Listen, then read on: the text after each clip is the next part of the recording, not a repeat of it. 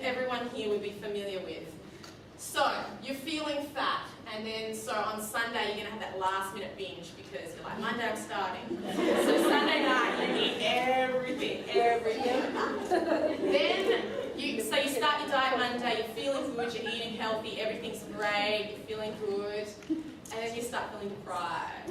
And you're out shopping and you see, the donuts. You're like, I'll just have one, I've been so good for 2 days, I'll just have one. And you do the forbidden fruit. And then you start feeling guilty, and then you binge. You're like, well, I've had one, and then because the cravings have come back then. If you have one chocolate, you're going to want more. If you have one donut, you're going to want 7, or the 6-pack, or the little balls.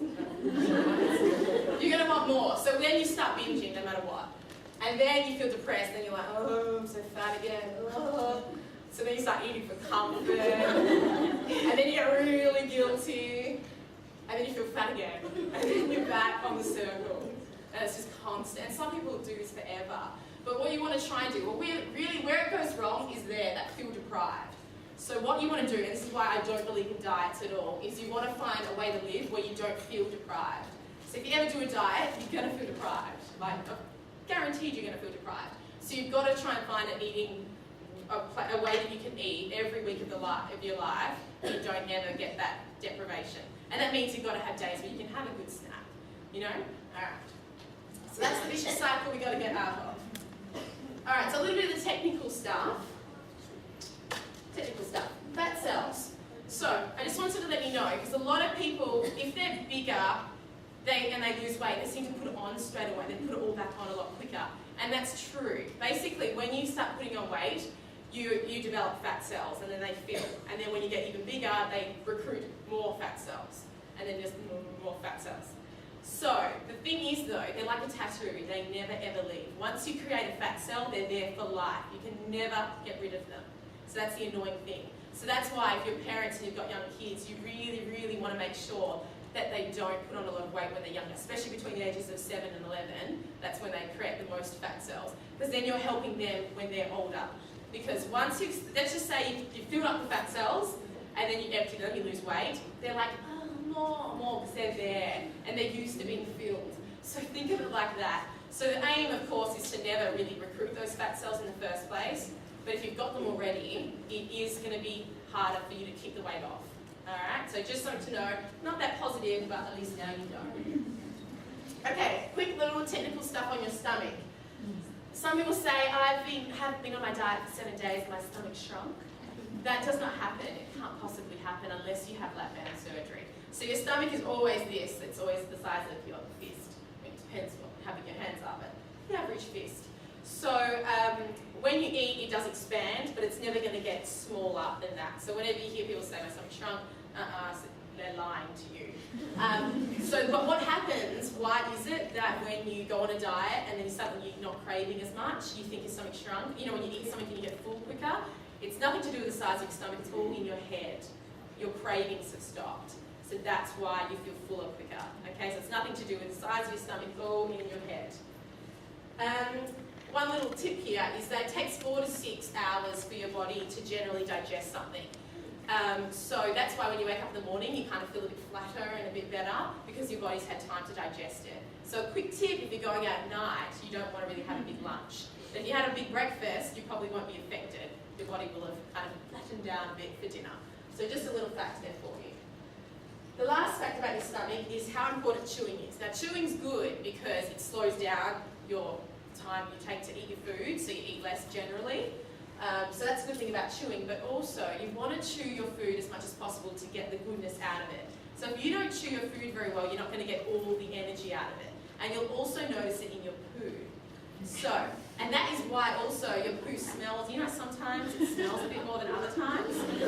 And you blame it on Chinese or you blame it on the buffet you've had. It's not, it's probably because you scoffed it so quick at those places. That's why, one of the reasons why. So chew your food slower to help you, eat less and to eat slower. You'll get fuller faster. But also think of, because you want as much energy out of the food and you don't want to smell.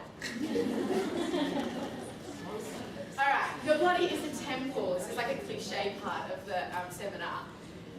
Some of you, temple means nothing to you. Temple doesn't mean anything to me. So think of something you really prized possession. It may be a partner, maybe your iPad, maybe your dog, something prized to you. And your body should be even more important than that, because your body, it allows you to do everything. And I don't need to go into how important your body is, but it's amazing all the crap you put into it, considering that, you know, your dog, you feed the best food ever, and they have a beautiful, perfect kennel, and you like wash them and shampoo them perfectly, and then your own self, you kind of stuff with whatever feels good. And I'll never forget when I did my Cert 3 and Cert 4, the guy who was teaching it to me told me, when you are chucking in, say, like a lamington or like a really processed cake, essentially that's just flour, water, sugar, and, you know, preservatives, flavourings. But basically that's the mix. And if you make homemade glue, it's the same ingredients. So this is the recipe for glue I got off Google. So you've got flour, sugar, mix it together, a bit of vinegar, boil it up, and that makes glue. So when you're putting those processed white carbs into your body, think of the glue. Think clag. And also, I've written there, don't leave it too late, because sometimes it takes someone to get really ill, or someone that maybe needs surgery and they can't go into surgery because they've got too much weight on them, or you know, someone's had a heart attack because of, you know, their cholesterol's blocked their passages. Sometimes it takes that for you to kind of think, oh my God, my body's important, I need to eat better. But don't let it get to that point where it's a bit too late. I was saying that for my dad, who's not here. Alright, so what we're going to talk about now is the three things. Three things, whenever you look at food from now on, you're going to think calories, GI, and nutrition. Hi, Jeff. Just have a seat. Okay, so you need to think of those three things. So we'll start by learning about calories. So, calories, they are a measure of energy. So that's why you can say, you know, I did Conga and I burned 600 calories, and then I went and ate a burger that was 600 calories, okay? And you cancel them out. And the interesting thing is how they measure calories in food is they set the food alight and they measure the heat that comes off it. So it's a measure of energy, and it counts the calories in the food, and also counts the amount of energy that comes off your body when you're doing anything.